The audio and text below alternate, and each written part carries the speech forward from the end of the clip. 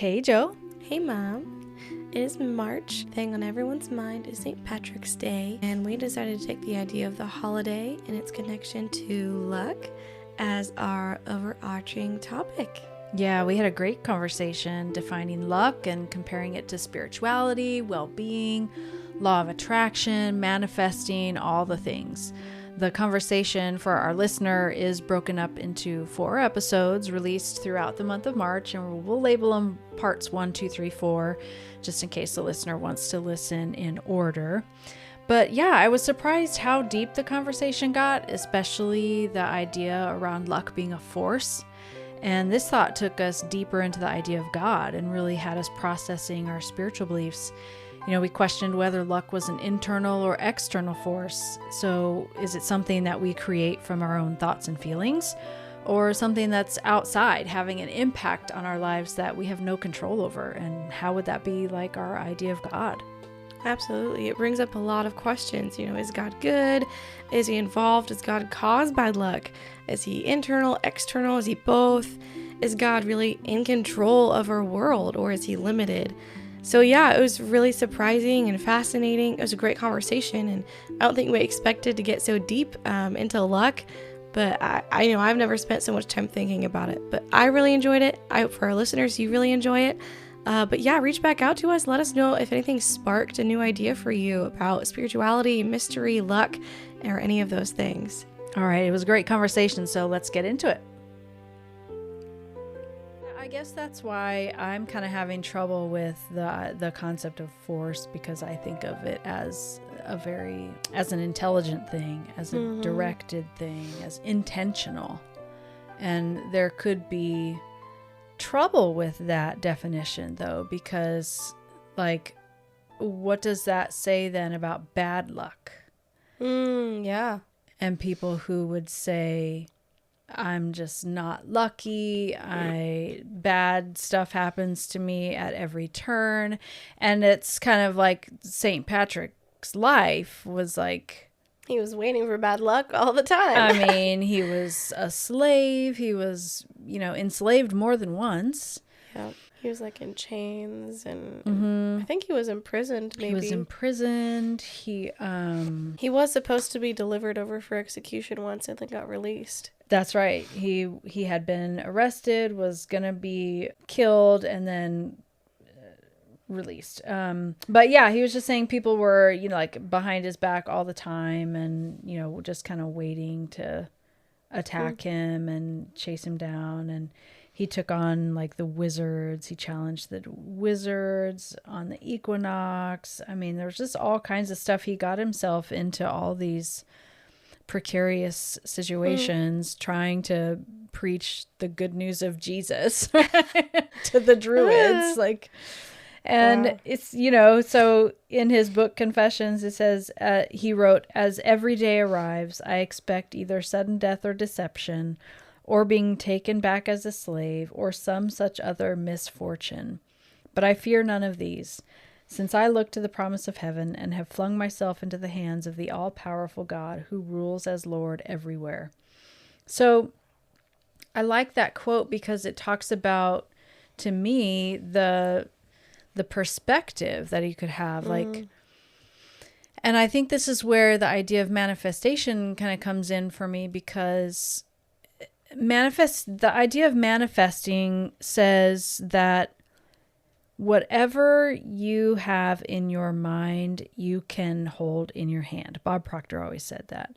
If you can hold it in your head, you can hold it in your hand. That's so cool. And thoughts turn to things.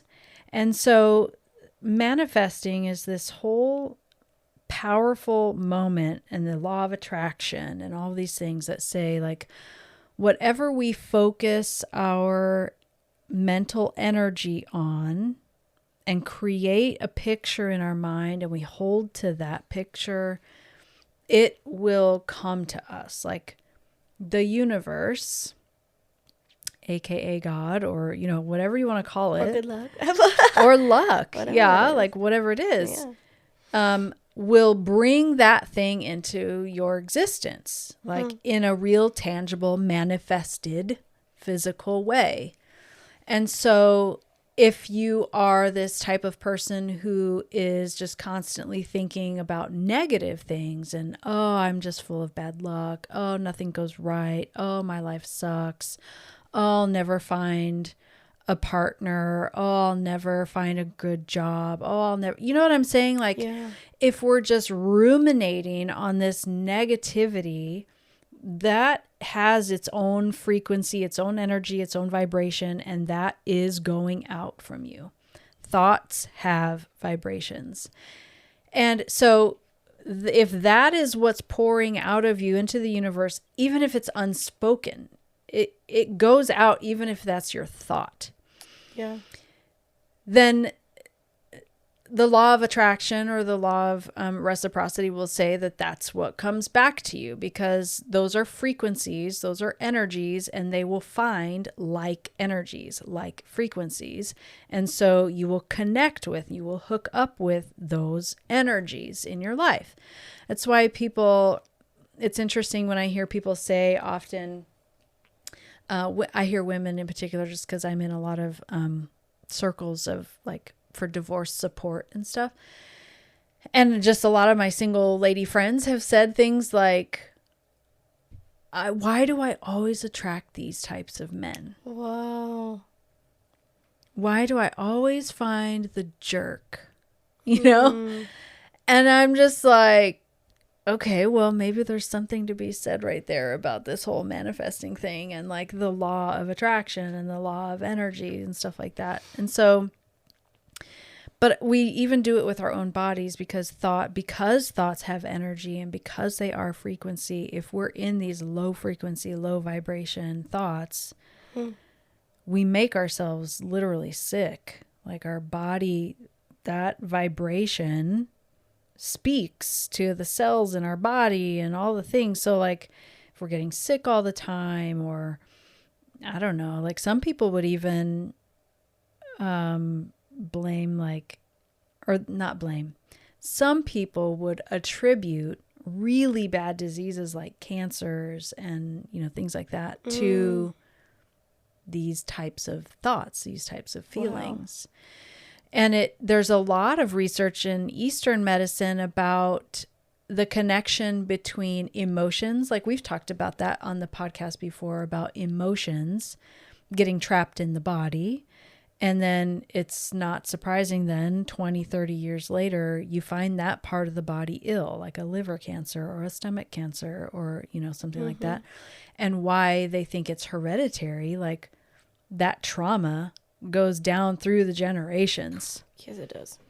And so if you're carrying generational trauma in your body from, you know, your parents, your grandparents, great grandparents, and then you're dealing, you know, like it's just, it's a really fascinating subject. And I think the cool thing is like we're only now in this day and age starting to have the actual tools and technology to see and to measure these things.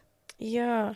Something I was thinking about as you were talking about manifesting is I wonder, I don't know that I think it, but I wonder if people can be manifesting things and trying to manifest really good things, but are still experiencing bad things. I feel like if anything, that's what we're going to get back in like comments on the podcast, if people are going to be like, I manifest all these good things, but bad things keep happening to me. What's happening to me? And I was just thinking about that and how I would answer that. And I remember we were talking a little pre-game, and we were talking about how I think some of it has to do with mindset as well. Because if we view the things that are happening to us as just automatically bad, I think, like, I have been sick, excuse me, I've been sick 3 times in the last 2 months. And this last time when I was sick, this last week, I was so depressed. I was like, I'm so tired of sitting on my couch. I'm so tired of feeling like crap. I just want to go. Yeah. I want to work. I want to see friends. I want to go shopping. Like, all the things.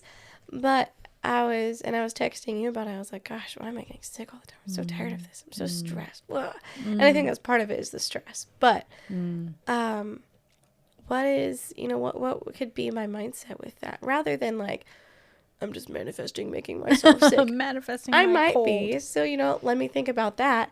But how's my mindset receiving that even? Because if in my mind, I think I'm manifesting success. Like, I want to be successful with the podcast, with Mary Kay, with my full-time job as well. How am I manifesting that and still getting sick all the time? And I was thinking through that, and okay, how am I receiving being sick? Maybe this is a gift to slow down. I've been stressed because I want to be super successful with Mary Kay. So I've been working really, really hard and had really little comeback. So instead of being like, oh my gosh, I'm just sick again, I can't do any work. I can't do any work. I need to rest. Yeah. And I was telling you how I feel like, for me, I believe it's the universe, it's God, whatever, it's divinity. It's always like a little nudge, like you need to refocus a little bit. You need to rebalance. You need to like sit down. You need to have some peace. And so I took that time, and now as I'm recovering, I'm going into this balance of the podcast and Mary Kay and my full-time job with a completely different perspective than I have so far. I'm like, okay, Mary Kay might need to sit on a further back burner than it has been. I might need to put less hours into that. I'm going to be okay with bringing in less money with that, because I still have a good number of months/years before I even have to think about that being my full-time job. And with my full-time job right now, I've got a possible promotion sitting right there, like right in front of me. So how am I going to take care of what I have while manifesting that success? It doesn't mean that success is going to drop right in my lap right now, but it means if I'm manifesting the right stuff will come at the right time. I think that's the kicker, because I think a lot of people have this belief that, well, if I'm manifesting the good thing, where is it? This may not be the right time. You might not even be ready. I might not be ready. Yeah. I don't know. Yeah, that's really good stuff. And it reminds me of something somebody said on Facebook. I put out like a little, would you consider yourself a lucky person? And one person said, the harder I work, the luckier I am. Hey, Mom. I'm having so much fun doing this podcast with you. Thank you so much for being open to the idea of a podcast.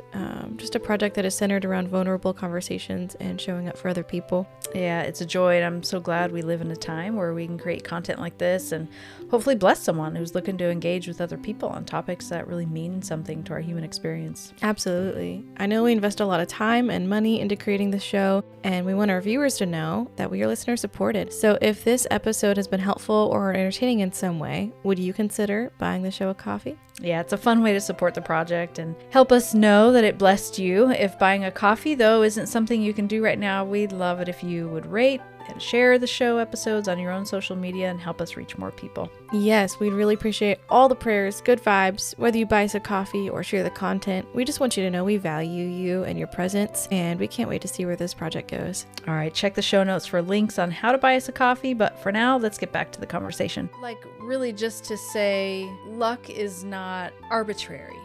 Yeah. Luck has to do with me and the effort I put out into the world. Or the steps that I take. There's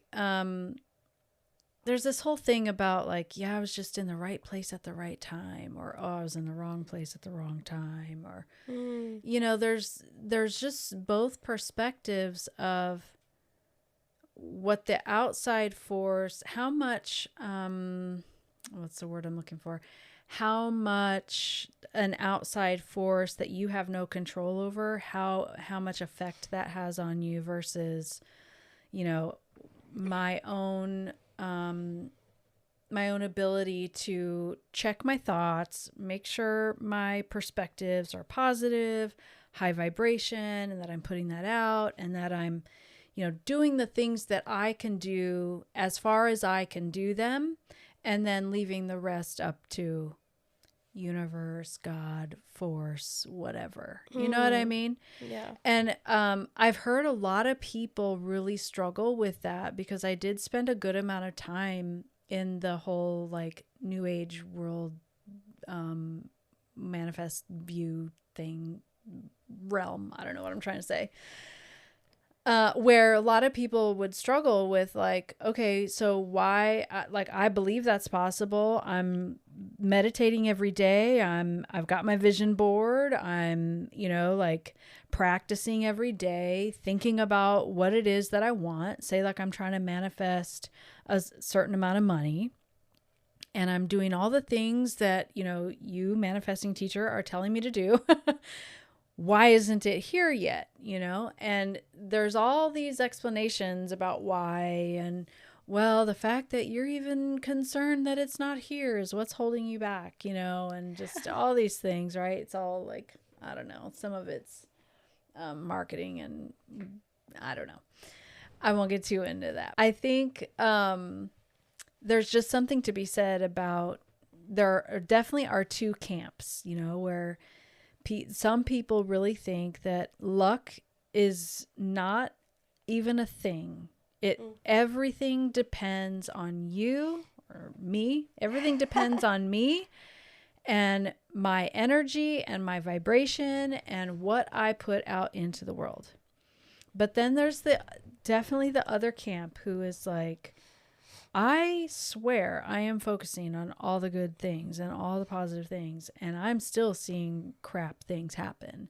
Yeah. And it makes me think about, too, like children or childhood cancer, or like, just how bad things can happen to, quote, good people. And it's making me think of this story in the Bible where the disciples came to Jesus and they were like, okay, this guy's blind. Why is he blind? Who made him that way? Like, what did his parents do? What did his parents do, like, to make him blind? And Jesus is like, okay, well, that's kind of baloney and you're totally off track. So let's just move on. But he basically tells them, like, nobody did anything to cause that to happen.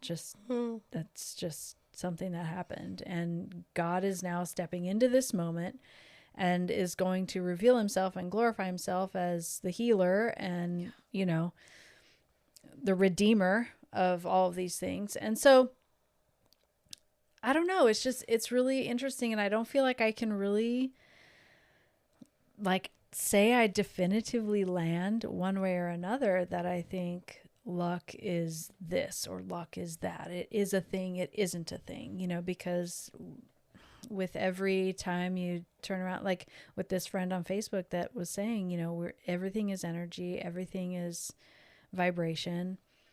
Like to so far, I really can get behind that. Because I believe in the power of our mind. I believe in the power of our thoughts, our perspective, and our vibration. I've seen that energy can be, like, we have tools now that can be pointed at inanimate objects and see that there's energy coming off of them. So I know and I understand, even from just a scientific space, that there is such a thing as the quantum field, and there's all kinds of stuff happening in that realm that we're just in the last 100 years or so beginning to really discover and measure and be able to see.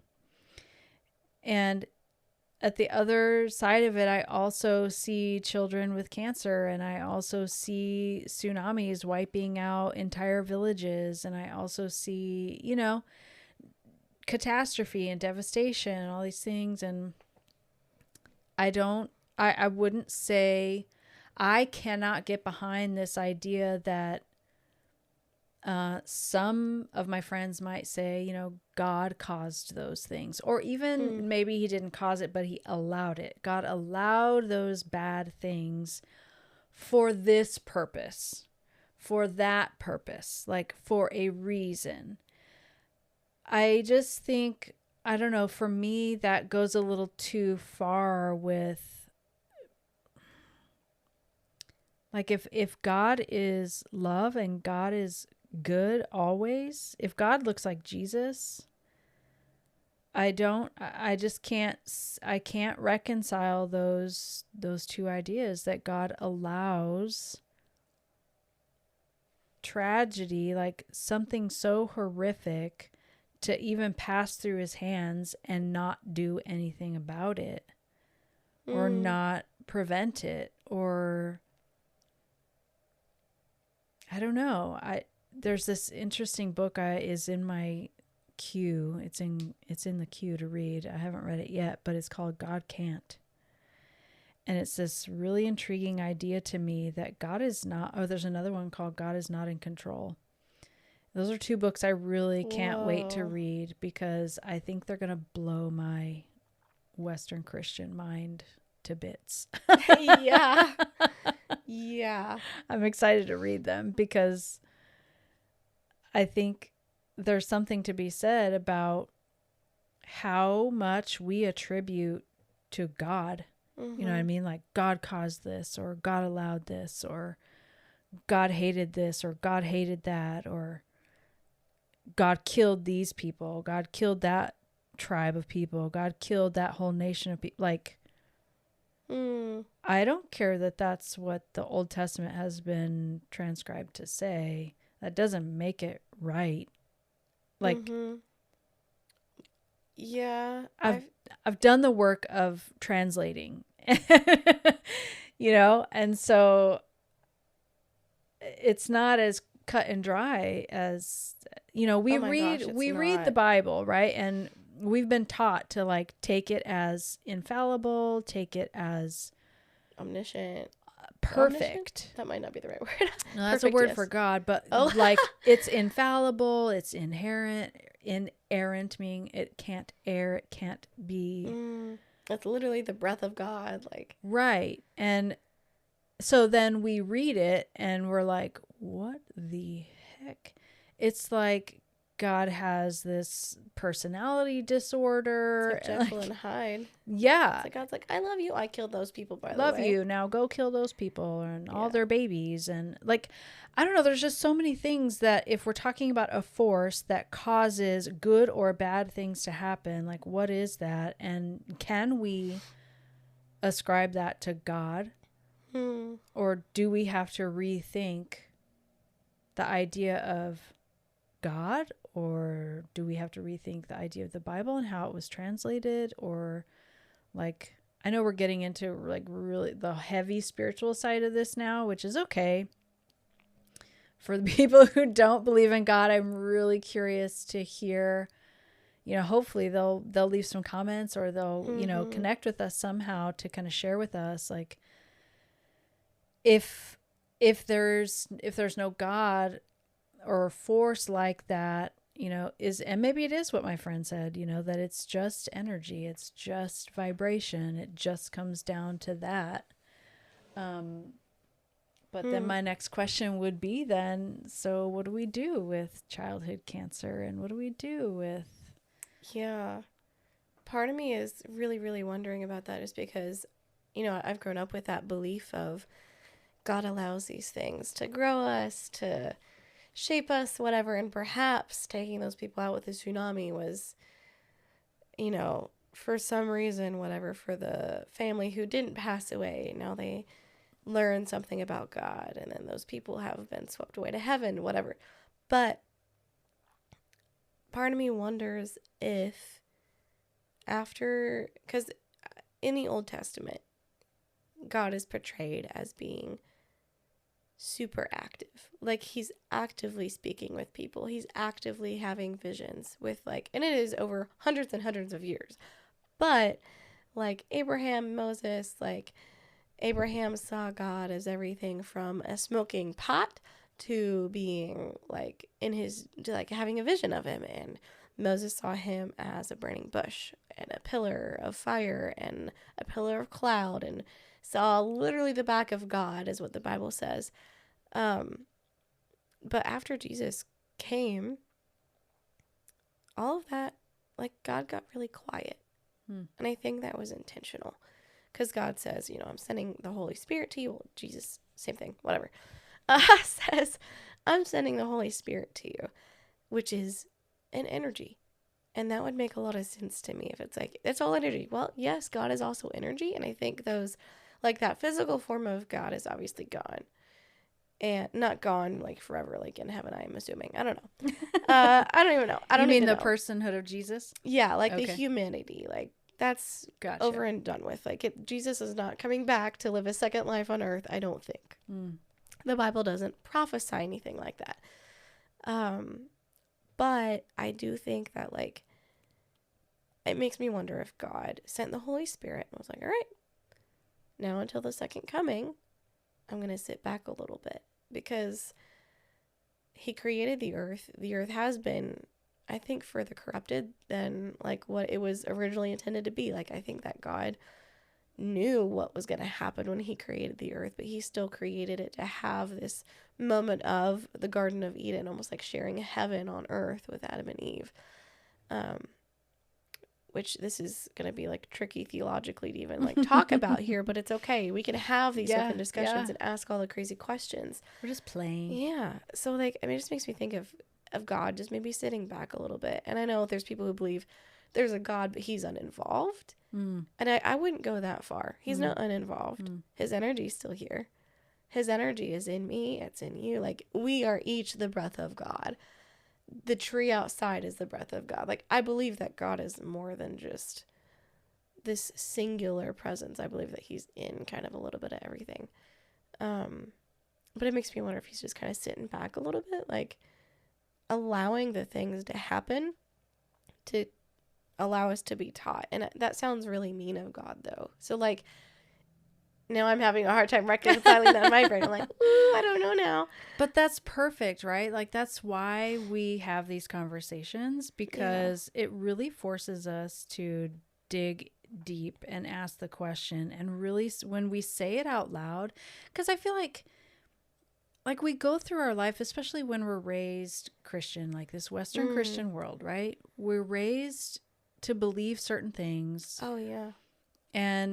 Or like we come to believe certain things. Like, my mom didn't raise us religious, but I went to church with like family friends or whatever. So like, in a sense, I was raised. I grew up in the Western Christian world and hearing all of those things. And then, you know, we were in this organization that was very cult-like. And so it was very drilled hardcore, all this inerrancy, infallibility of like the Holy Bible, the words on the page, you know, God doing things, his ways are higher than our ways is kind of how it was always explained, like why bad things happen. Whoops. And so having these conversations is so good, because it's like, okay, well, let me unpack that. And then it leads to another thought, and it's like, okay, well, wait, that kind of makes the other thing that I was just saying a little tricky. And so, you know, so I love it. I love that. It's what we're here for. Why we do it. This is the thing. This is becoming home for each other, because there's not a ton of super safe places we can do that. There's, you know, when you go out in the Christian world and you try to say God can't do something or God's not in control, you know, it's like, you know, hitting over the head with the Bible. Oh my gosh! I know, like people are gonna come running at you with pitchforks. You know, in some instances, you know. True. Thankfully, you know, there are some safe places, and this is one of them. So, you know, so being able to unpack, like, okay, well, what if we say luck is, if we are kind of looking at the spiritual perspective of luck. Being something that kind of is external. Like, we've looked at how manifesting and all that is kind of from the inside out.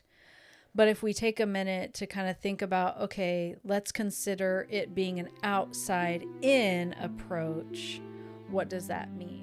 If you enjoyed this episode, don't forget to share the love and buy us a coffee at buymeacoffee.com/the Becoming Home podcast.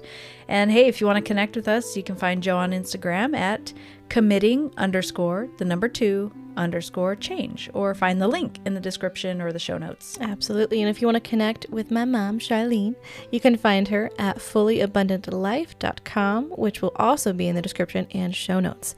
The Becoming Home podcast is a passion project to bring multi-generational perspectives to the hard topics that we face, becoming home for one another through vulnerability and respect. And we hope it has blessed you today.